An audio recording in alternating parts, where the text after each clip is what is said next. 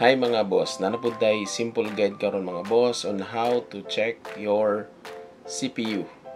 Okay? So what type of CPU ang naa sa imuhang laptop or sa imuhang computer system. So dirita sa ato ang task menu mga boss kini sa ubos. Then i-right click lang nato, select task manager.